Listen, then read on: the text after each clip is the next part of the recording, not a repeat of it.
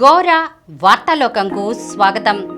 ఈనాటి ముఖ్యాంశాలు: ఏపీలో ఎలక్ట్రిక్ వాహన యూనిట్, 2 రాష్ట్రాల్లో ముగిసిన పోలింగ్, పేదలకు మెరుగైన వైద్య సేవలు, ఏరోస్పేస్ శిక్షణకు 25 మంది డిప్లొమా విద్యార్థుల ఎంపిక, మద్యం ధరల హేతుబద్ధీకరణ, నాడు నేడు 2వ దశ స్కూళ్లకు స్మార్ట్ టీవీలు, ఐఎఫ్పీలు, బోధనలో సాంకేతిక పద్ధతులు అవలంబించాలి, సమగ్ర శిక్ష ఎస్పీడీ శ్రీనివాసరావు, అక్రమార్జన అధికారులపై ఏసీబీ పంజా, అల్ షిఫాలో మృత్యుఘోష, 2050కి ఎండ తీవ్రత పెరుగుతుందన్న లాన్సెట్ నివేదిక, ఫిలిప్పీన్స్లో తీవ్ర భూకంపం,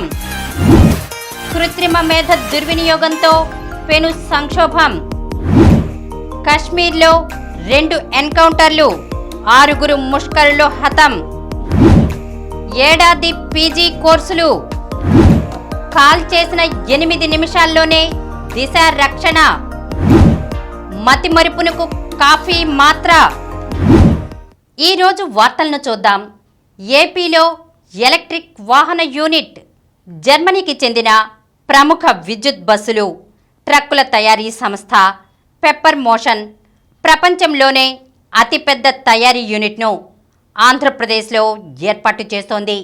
చైనా వెలుపల ఈ స్థాయిలో భారీ యూనిట్ ఏర్పాటు చేస్తున్నామని, ఈ మేరకు ఆంధ్రప్రదేశ్ రాష్ట్ర ప్రభుత్వంతో ఒప్పందం కుదిరినట్లు పెప్పర్ మోషన్ జీఎంబీహెచ్ ఒక ప్రకటనలో పేర్కొంది.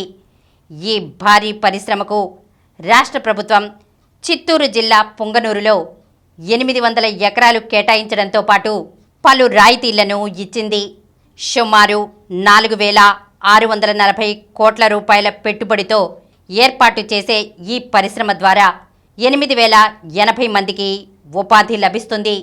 టెస్లా మాదిరి అంతర్జాతీయ ప్రమాణాలతో సమీకృత ఎలక్ట్రిక్ బస్ అండ్ ట్రక్ తయారీ యూనిట్తో పాటు డీజిల్ బస్సులు, ట్రక్కులను ఎలక్ట్రిక్ వాహనాలుగా మార్చే రిట్రోఫిట్టింగ్, 20 GWH సామర్థ్యం ఉండే బ్యాటరీ తయారీ యూనిట్, విడి భాగాల తయారీ యూనిట్లు కూడా ఇక్కడ ఏర్పాట్లు చేస్తున్నట్లు తెలిపింది.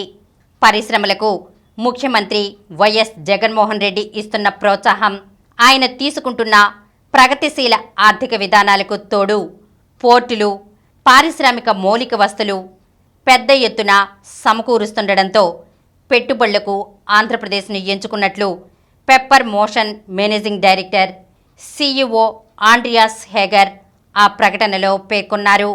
యూనిట్ ఏర్పాటుకు త్వరితగతిన అనుమతులు మంజూరు చేయడం పట్ల ముఖ్యమంత్రి వైఎస్ జగన్కు ఆయన ప్రత్యేకంగా కృతజ్ఞతలు తెలిపారు. ఈ నెలాఖరులో యూనిట్ నిర్మాణం ప్రారంభించనున్నట్లు సంస్థ తెలిపింది. 2 రాష్ట్రాల్లో ముగిసిన పోలింగ్, మధ్యప్రదేశ్, ఛత్తీస్గఢ్లో శాసనసభ ఎన్నికలు ముగిశాయి.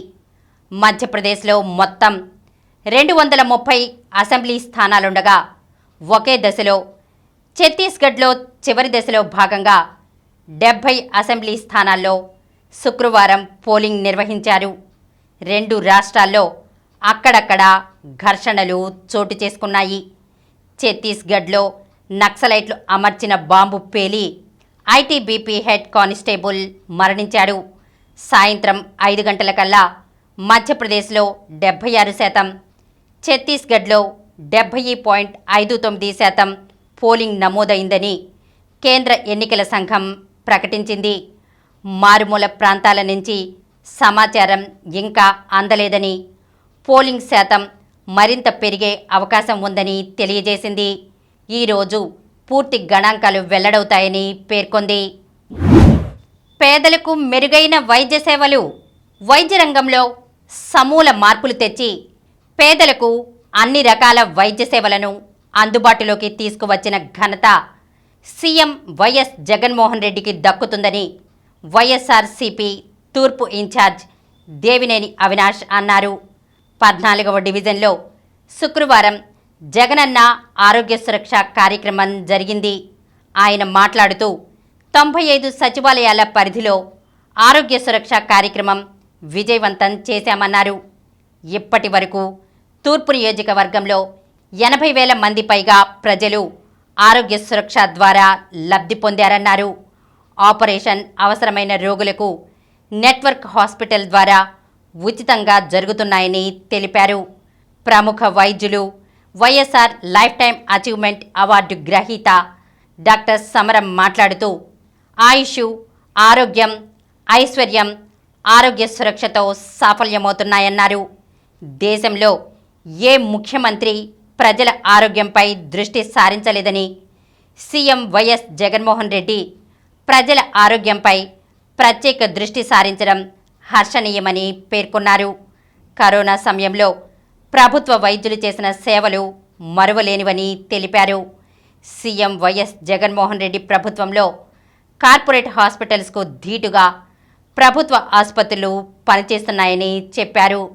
ఆరోగ్య సురక్ష కార్యక్రమానికి ఏఎన్ఎం, ఆశా వర్కర్లు వెన్నెముక లాంటి వారని, విద్య, వైద్యంలో వైఎస్ జగన్మోహన్ రెడ్డి తీసుకొచ్చిన సంస్కరణలు దేశానికే ఆదర్శమని పేర్కొన్నారు. లక్షలు ఖర్చు అయ్యే వైద్యాన్ని ఉచితం చేసిన ఘనత జగన్మోహన్ రెడ్డికే దక్కుతుందన్నారు.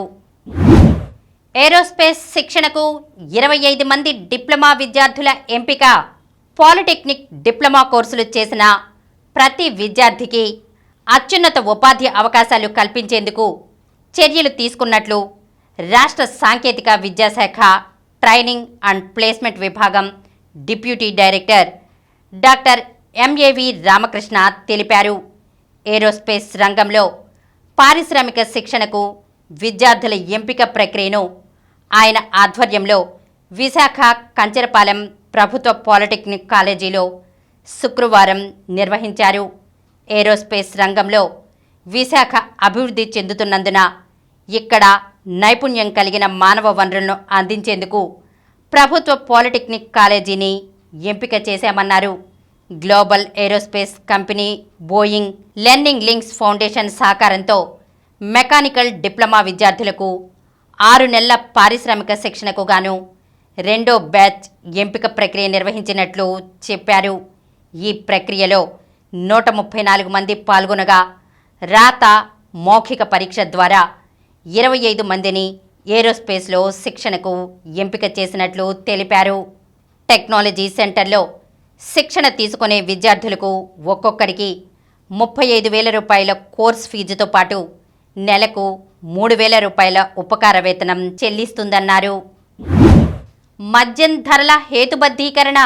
రాష్ట్రంలో మద్యం ఉత్పత్తుల ధరలను ప్రభుత్వం హేతుబద్ధీకరించింది. అందుకోసం మద్యంపై పన్ను రేట్లను సవరించింది. దశల వారీగా మద్య నియంత్రణ విధానాన్ని సమర్థంగా అమలు చేసే ప్రక్రియలో భాగంగా ఈ నిర్ణయం తీసుకుంది. మద్యం ఉత్పత్తుల ధరలు వాటిని సేవించే వారికి షాక్ కొట్టేలా చేయడం ద్వారా మద్యం వ్యసనాన్ని నిరుత్సాహపరచాలన్నది కూడా తమ విధానమని ప్రభుత్వం ఇప్పటికే ప్రకటించింది. అందులో భాగంగా రాష్ట్రంలో మద్యం ఉత్పత్తులపై పన్నులను సవరిస్తూ రాష్ట్ర ఎక్సైజ్ శాఖ శుక్రవారం 2 జీవోలు జారీ చేసింది. ఇప్పటి వరకు రాష్ట్రంలో మద్యం బాటిల్ యూనిట్గా 3 రకాల పన్నులు, మార్జిన్ విధిస్తున్నారు. ఈ స్థానంలో మద్యం పరిమాణం, బేసిక్ ధర ఆధారంగా పన్నులు విధించే విధానాన్ని ప్రభుత్వం తీసుకువచ్చింది. తద్వారా పన్నుల విధానంలో ఏకరూపత తీసుకొచ్చింది. ఈ మేరకు ఒక జీవో జారీ చేసింది.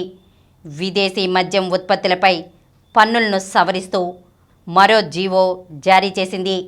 ఇప్పటికే మార్కెట్లో ఉన్న విదేశీ మద్యం ఉత్పత్తుల ధరలపై 20% పెంపు లేదా మద్యం కంపెనీలు ఆఫర్ ధరలో ఏది తక్కువ అయితే అది ధరగా నిర్ణయిస్తారు. నాడు నేడు 2వ దశ స్కూళ్లకు స్మార్ట్ టీవీలు, ఐఎఫ్పీలు. మన బడి నాడు నేడు 2వ దశ స్కూళ్లకు డిసెంబర్ 21 లోపు స్మార్ట్ టీవీలను ఇంటరాక్టివ్ ఫ్లాట్ ప్యానెళ్లను సరఫరా చేస్తామని రాష్ట్ర ప్రభుత్వం తెలిపింది. వెంటనే వీటిని అమర్చడానికి అవసరమైన చర్యలను తీసుకోవాలని పాఠశాల విద్యాశాఖ రీజనల్ జాయింట్ డైరెక్టర్లు జిల్లా విద్యాశాఖ అధికారులను ఆదేశించింది. ఈ మేరకు పాఠశాల విద్యా కమిషనర్ కె భాస్కర్ శుక్రవారం ఉత్తర్వులు జారీ చేశారు. రెండో దశ నాడు నేడు స్కూళ్లకు 31,884 ఐఎఫ్పీలను, 28,014 స్మార్ట్ టీవీలను సరఫరా చేయనున్నట్లు పేర్కొన్నారు. 6 నుంచి 10వ తరగతి వరకు అన్ని సెక్షన్లలోనూ ఐఎఫ్పీలను ఏర్పాటు చేయాలని స్పష్టం చేశారు. లైబ్రరీ, ల్యాబ్, సిబ్బంది గదుల్లో కాకుండా బోధనా గదుల్లోనే ఐఎఫ్పీలు ఉండాలన్నారు. ఈ మేరకు ఈ గదులన్నిటిలో విద్యుత్ సరఫరా, అవసరమైన మౌలిక సదుపాయాలన్నీ సరిగ్గా ఉన్నాయో లేదో చూసుకోవాలన్నారు. 1 నుంచి 5వ తరగతి గదుల్లో స్మార్ట్ టీవీలను అమర్చడానికి అవసరమైన పరికరాలు, విద్యుత్ వంటివి సమకూర్చుకుని సిద్ధంగా ఉండాలని ఆదేశించారు. ఈ విషయంలో స్కూల్ హెడ్ మాస్టర్లు తగిన చర్యలు తీసుకోవాలని సూచించారు. బోధనలో సాంకేతిక పద్ధతులు అవలంబించాలి. సమగ్ర శిక్ష ఎస్పీడీ శ్రీనివాసరావు. సాంకేతికతలో వస్తున్న మార్పులకు అనుగుణంగా ఉపాధ్యాయులు తమ బోధనా పద్ధతులను మెరుగుపరుచుకోవాలని సమగ్ర శిక్ష ఎస్పీడీ బి శ్రీనివాసరావు సూచించారు. విజయవాడలో మ్యాథ్స్ సైన్స్ సిమ్యులేషన్ సాఫ్ట్వేర్ అంశంపై ఉపాధ్యాయులకు శిక్షణా కార్యక్రమం శుక్రవారంతో ముగిసింది. వర్చువల్ విధానంలో ఎస్పీడీ మాట్లాడుతూ ప్రతి పాఠశాలలో స్టెమ్ ల్యాబ్లు ఏర్పాటు చేయనున్నట్లు తెలిపారు. Acharya Nagarjuna varsity botany, microbiology విభాగాధిపతి డాక్టర్ ఏ అమృతవల్లి మాట్లాడుతూ విద్యార్థులను యువ శాస్త్రవేత్తలుగా తీర్చిదిద్దేలా ఉపాధ్యాయులు సంకల్పించాలన్నారు. సమగ్ర శిక్ష ఎస్పీడీ శ్రీనివాసులరెడ్డి మాట్లాడుతూ రాష్ట్ర స్థాయిలో శిక్షణ పొందిన వారు తమ జిల్లాల్లోని ఉపాధ్యాయులకు సక్రమంగా శిక్షణ ఇవ్వాలని సూచించారు. Connect Andhra CEO K Shivashankar Rao మాట్లాడుతూ 2,000 స్టెమ్ ల్యాబ్ల ఏర్పాటుకు తాము సహకరిస్తామని చెప్పారు. అనంతరం ఆంధ్రప్రదేశ్ మ్యాథమెటిక్స్ ఫోరం సభ్యులు రూపొందించిన గణిత దీప్తి పుస్తకాన్ని అతిథులు ఆవిష్కరించారు. అక్రమార్జన అధికారులపై ఏసీబీ పంజా. అక్రమార్జనకు పాల్పడ్డ అధికారులపై రాష్ట్ర వ్యాప్తంగా శుక్రవారం అవినీతి నిరోధక శాఖ పంజా విసిరింది. పలుచోట్ల ఏసీబీ నిర్వహించిన సోదాల్లో ఆదాయానికి మించిన ఆస్తులు కలిగిన పలువురు అధికారులు చిక్కారు. ఏసీబీ అధికారులు బృందాలుగా ఏర్పడి వివిధ ప్రాంతాల్లో ఏకకాలంలో సోదాలు చేశారు. 14400 టోల్ ఫ్రీ నంబర్కు ప్రజల నుంచి ఫిర్యాదులు, ఏసీబీ సేకరించిన సమాచారం ఆధారంగా ఈ దాడులు నిర్వహించారు. అక్రమార్జన నిర్ధారణ అయిన అధికారులపై కేసులు నమోదు చేశారు. కొన్ని చోట్ల రెండో రోజు అయిన శనివారం కూడా సోదాలు నిర్వహించి ఆదాయానికి మించిన ఆస్తులు లెక్క తేల్చనున్నారు. ఏసీబీ దాడులతో అవినీతి అధికారుల గుండెల్లో రైళ్లు పరిగెత్తాయి. అల్ షిఫాలో మృత్యుఘోష. గాజా స్ట్రిప్లో అతి పెద్దదైన అల్ షిఫా ఆసుపత్రిలో మరణ మృదంగం మోగుతోంది. పెద్ద సంఖ్యలో రోగులు కన్నుమూస్తున్నారు. రోగులు, క్షతగాత్రులతో పాటు 7,000 మందికి పైగా సామాన్య పాలస్తీనియన్లు ఆశ్రయం పొందుతున్న ఈ ఆసుపత్రిపై ఇజ్రాయిల్ సైన్యం గురిపెట్టింది. హమాస్ కమాండ్ సెంటర్ ఇక్కడ ఉందన్న వాదనతో ఆసుపత్రిని పూర్తిగా దిగ్బంధించింది. నిత్యం తనిఖీలు చేస్తోంది. బయట నుంచి ఆహారం, నీరు, ఔషధాలు, వైద్య పరికరాలు, ఇంధనం, విద్యుత్ సరఫరా రాకుండా నిలిపివేసింది.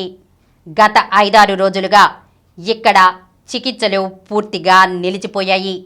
ఫలితంగా ఐసీయూలోని రోగుల ప్రాణాలు గాల్లో కలిసిపోతున్నాయి. గురువారం రాత్రి నుంచి 22 మంది మరణించారని అల్ షిఫా డైరెక్టర్ మహ్మద్ అబూ సాల్మియా చెప్పారు. గత 3 రోజుల వ్యవధిలో ఇక్కడి 50 మందికి పైగా రోగులు మరణించినట్లు సమాచారం. గాజాపై ఇజ్రాయిల్ దాడులు కొనసాగుతూనే ఉన్నాయి. హమాస్ స్థావరాలనే కాదు, శరణార్థి శిబిరాలను కూడా ఇజ్రాయిల్ సైన్యం ఉపేక్షించడం లేదు. తాజాగా జబాలియా క్యాంపుపై జరిగిన వైమానిక దాడిలో ఏకంగా 18 మంది పాలస్తీనా శరణార్థులు మరణించారు. ఆక్రమిత వెస్ట్ బ్యాంక్లోని జెనిన్ శరణార్థి శిబిరం సమీపంలో ఓ ఆసుపత్రిపై జరిగిన దాడిలో 14 మంది గాయపడినట్లు ఇజ్రాయిల్ సైన్యం వెల్లడించింది.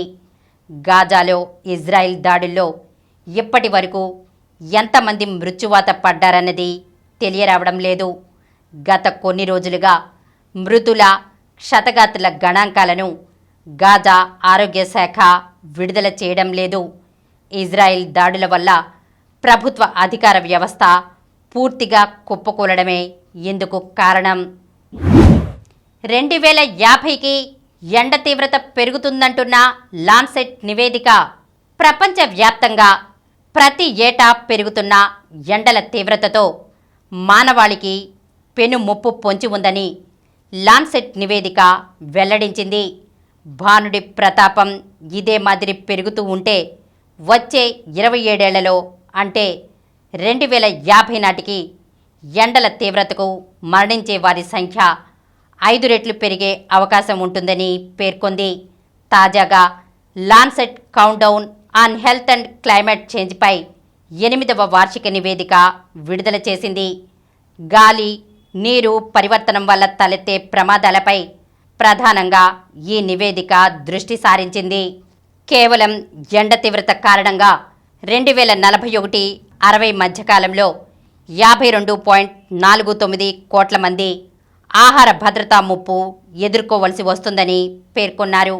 2050 వరకు ప్రాణాంతక వ్యాధుల సంఖ్య పెరగొచ్చని కూడా లాన్సెట్ ఆందోళన వ్యక్తం చేసింది.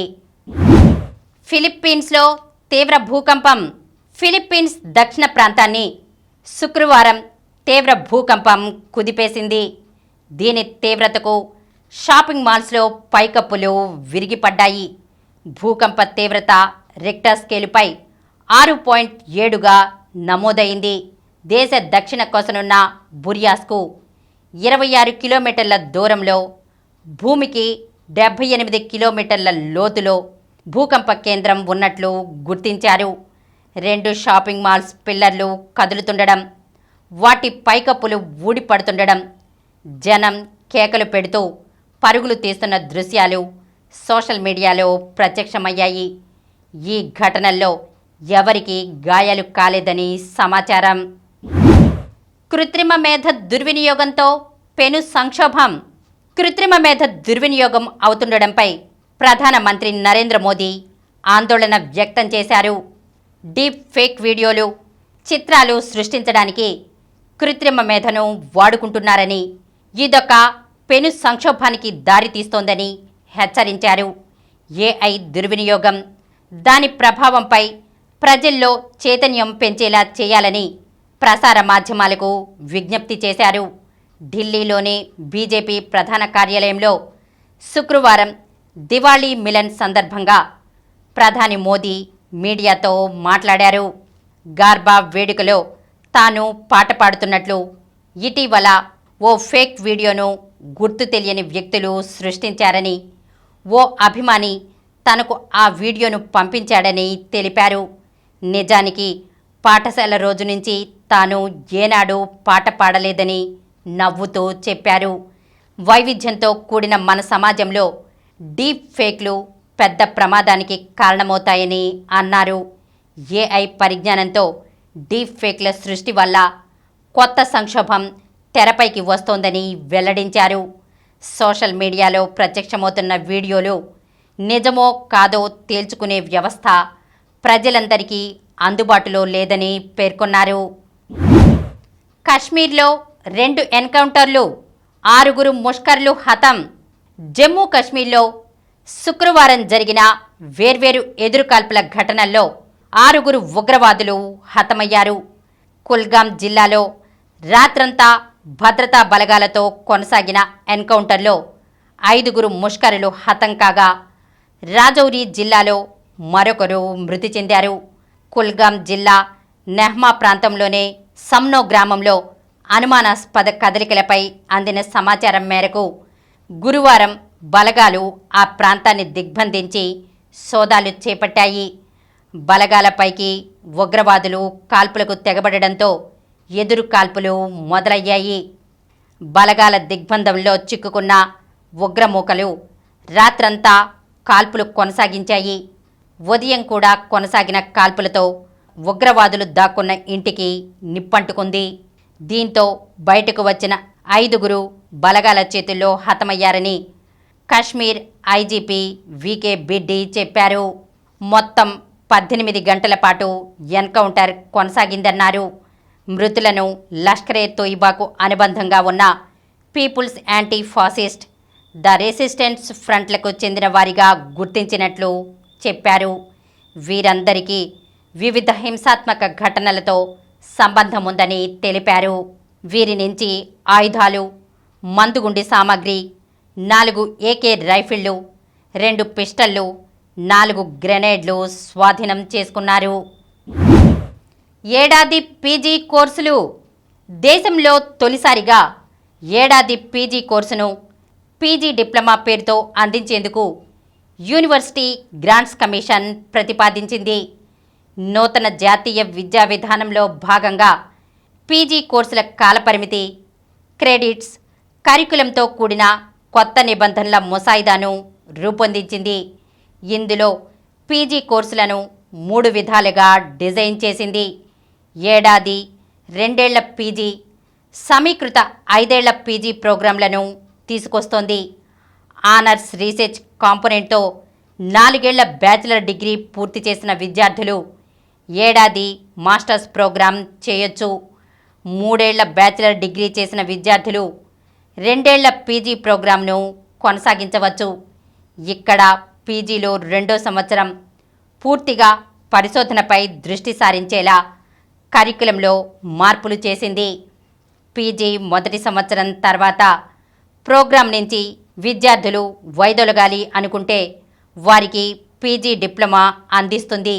ఇక సమీకృత 5 ఏళ్ల బ్యాచిలర్, మాస్టర్స్ ప్రోగ్రాం పెట్టాలని కూడా యూజీసీ సూచించింది. కాల్ చేసిన 8 నిమిషాల్లోనే దిశ రక్షణ. పొలంలో కూలి పనులకు వచ్చిన వ్యక్తి ఏకంగా యజమానిపై కన్నేశాడు. కామంతో కళ్ళు మూసుకుపోయి అసభ్యంగా ప్రవర్తించాడు. కామాంధుడి నుంచి తప్పించుకున్న బాధిత మహిళ దిశ యాప్కు ఫోన్ చేసి ఫిర్యాదు చేసింది.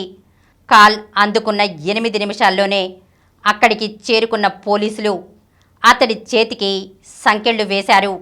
బాధిత మహిళ, పోలీసులు తెలిపిన వివరాల ప్రకారం ప్రకాశం జిల్లా గిద్దలూరు పోలీస్ స్టేషన్ పరిధిలోని అంకాలమ్మపల్లి గ్రామానికి చెందిన ఓ మహిళ తన పొలంలో పురుగుమందు కొట్టేందుకు అదే గ్రామానికి చెందిన భాస్కర్ను కూలికి పిలిచింది. పురుగుమందు ఇచ్చేందుకు పొలం వచ్చిన ఆమె పట్ల అతడు అసభ్యంగా ప్రవర్తించాడు. చాకచక్యంగా అతడి నుంచి తప్పించుకుని ఇంటికి చేరుకున్న ఆమె వెంటనే దిశ యాప్కు ఫోన్ చేసి జరిగిన విషయం తెలిపింది. కాల్ అందుకున్న వెంటనే స్పందించిన గిద్దలూరి పోలీసులు నిమిషాల వ్యవధిలోనే అంకాలమ్మపల్లికి చేరుకున్నారు. బాధిత మహిళ ఇంటికెళ్లి ఫిర్యాదును నమోదు చేసుకున్నారు. అక్కడి నుంచి భాస్కర్ ఇంటికెళ్లి విచారించారు. భాస్కర్ నేరం చేసినట్లు నిర్ధారించిన పోలీసులు అతడిని అరెస్ట్ చేశారు. ఘటన జరిగిన వెంటనే స్పందించిన పోలీసులకు బాధిత మహిళ కృతజ్ఞతలు తెలిపారు. నిమిషాల్లోనే స్పందించిన పోలీసుల్ని గ్రామస్తులు అభినందించారు. మతిమరుపునకు కాఫీ మాత్ర. కాఫీ మంచిదా కాదా అన్నది పక్కన పెడితే పెద్ద వయసులో కాఫీ తాగితే ప్రయోజనమే అంటున్నాయి తాజా పరిశోధనలు. ఇందులోని బయోయాక్టివ్ పదార్థాలు గ్రాహ్యక శక్తిని, జ్ఞాపక శక్తిని పెంచుతాయి అని చెబుతున్నారు జపాన్లోని సుకుబా యూనివర్సిటీ పరిశోధకులు. కాఫీలోని ట్రిగోనిలిన్ అనే ఆల్కలాయిడ్ నాడీ కణాల్ని సంరక్షిస్తుందని, తద్వారా మెదడుకు త్వరగా వృద్ధాప్యాన్ని దూరం చేస్తుందని వారు తెలిపారు. సాధారణంగా కాఫీ గింజల్ని వేయించినప్పుడు ట్రిగోనిలిన్ పదార్థం నికోటినిక్ ఆమ్లంగా మారుతుంది. ఈ ఆమ్లానికి నాడీ వ్యవస్థని, జీర్ణ వ్యవస్థని, చర్మాన్ని సంరక్షించే గుణాలు ఉన్నాయి. అయితే ఈ ట్రిగోనిలిన్ పదార్థానికి స్వతహాగానే ఔషధ గుణాలు ఉన్నాయట. దాంతో కాఫీ గింజల నుంచి ఈ పదార్థాన్ని సేకరించి ముసలి ఎలుకలకు 5 గ్రాముల చొప్పున 30 రోజుల పాటు ఇచ్చి పరిశీలించినప్పుడు వాటికి మతిమరుపు తగ్గినట్లు గుర్తించారు. ఇది న్యూరో ట్రాన్స్మిటర్లను ప్రేరేపించి హిప్పోకాంపస్ పనితీరును పెంచుతున్నట్లు వాళ్ళ పరిశీలనతో తేలింది. కాబట్టి మతిమరుపుతో బాధపడే వాళ్ళకి దీన్ని సప్లిమెంట్ రూపంలో ఇస్తే ఫలితం ఉంటుందని భావిస్తున్నారు. ఇప్పుడు కొన్ని సంక్షిప్త వార్తలను చూద్దాం. బైపీసీ స్ట్రీమ్లో 10,282 ఫార్మా సీట్లు భర్తీ. ఫార్మసీ కోర్సుల ప్రవేశాల్లో భాగంగా బైపీసీ స్ట్రీమ్ ఫేజ్ 1లో నిర్దేశించిన సీట్ల కేటాయింపును శుక్రవారం పూర్తి చేసినట్లు ఏపీ ఈఏపీ సెట్ 2023 ప్రవేశాల కన్వీనర్, సాంకేతిక విద్యాశాఖ కమిషనర్ చదలవాడ నాగరాణి తెలిపారు. ఈ నెల 18 నుంచి అసిస్టెంట్ ప్రొఫెసర్ పోస్టులకు స్క్రీనింగ్ టెస్ట్.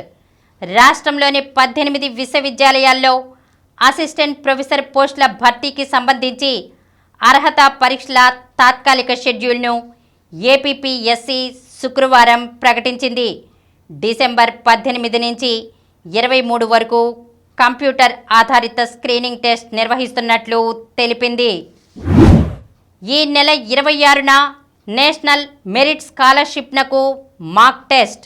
కేంద్ర ప్రభుత్వం నిర్వహించే national means come merit scholarship పరీక్షకు సంబంధించి ఈ నెల 26న మాక్ టెస్ట్ నిర్వహిస్తున్నట్లు రాష్ట్ర స్కూల్ అసిస్టెంట్స్ అసోసియేషన్ అధ్యక్ష, ప్రధాన కార్యదర్శులు పి నరోత్తమరెడ్డి, సిహెచ్ సుబ్బారావు శుక్రవారం ఓ ప్రకటనలో తెలిపారు. నైషిక్ రెడ్డికి డబుల్స్ టైటిల్. అంతర్జాతీయ టెన్నిస్ సమాఖ్య జూనియర్ సర్క్యూట్లో భాగంగా జరిగిన రాజ్షాహీ అండర్-18 ఛాంపియన్షిప్లో హైదరాబాద్కు చెందిన గనగామ నైషిక్ రెడ్డి డబుల్స్ టైటిల్ను సొంతం చేసుకున్నాడు. ఢాకాలో జరిగిన ఈ టోర్నీలో నైషిక్ రెడ్డి, పవన్ ఫ్రిచ్ నగన్ బున్స్రీ జోడీ ఫైనల్లో 1-6, 7-5, 10-7తో జూన్ హయోక్ హాన్ జునుంగ్లీ జంటను ఓడించి టైటిల్ను దక్కించుకుంది. సెమీస్లో బోపన్న జోడీ ఈ ఏడాది తమ అద్భుతమైన ప్రదర్శన కొనసాగిస్తూ రోహన్ బోపన్న, మాథ్యూ ఎబ్డెన్ జోడీ పురుషుల టెన్నిస్ సీజన్ ముగింపు టోర్నీ ఏటీపీ ఫైనల్స్లో సెమీఫైనల్లోకి ప్రవేశించింది. శుక్రవారం జరిగిన రెడ్ గ్రూప్ చివరి లీగ్ మ్యాచ్లో బోపన్న, ఎబ్డెన్ ద్వయం 6-4, 7-6తో ఈ ఏడాది Wimbledon grand slam tourney champions Wesley Koolhof, Neal Skupski జంటపై గెలిచింది. ప్రపంచ కప్ ఫైనల్కు మోదీ, మార్లెస్.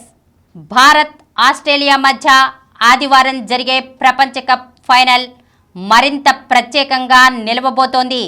భారత ప్రధాని నరేంద్ర మోదీ, ఆస్ట్రేలియా ఉప ప్రధాని రిచర్డ్ మార్లెస్ ఈ పోరును స్టేడియానికి వచ్చి వీక్షించనున్నారు. కువైట్పై భారత్ విజయం. ఫిఫా 2026 ఫుట్బాల్ ప్రపంచ కప్ క్వాలిఫైయర్స్ను భారత్ విజయంతో మొదలుపెట్టింది. గురువారం అర్ధరాత్రి దాటిన తర్వాత ముగిసిన ఆసియా అర్హత టోర్నీ గ్రూప్ ఏ రెండో రౌండ్ మ్యాచ్లో భారత్ 1-0 తేడాతో కువైట్పై విజయం సాధించింది. మరిన్ని వార్తా విశేషాలతో రేపటి గోరా వార్తాలోకంలో కలుద్దాం.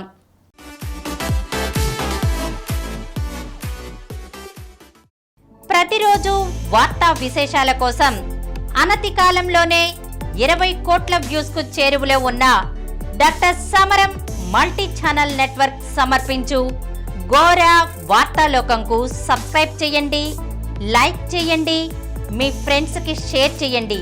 అలాగే ప్రక్కనున్న గంట సింబల్ని ప్రెస్ చేయడం మర్చిపోకండి. Please download Samaram multi-channel app and watch your favorite channels from your mobile. App available on Google Play Store and subscribe to the channels.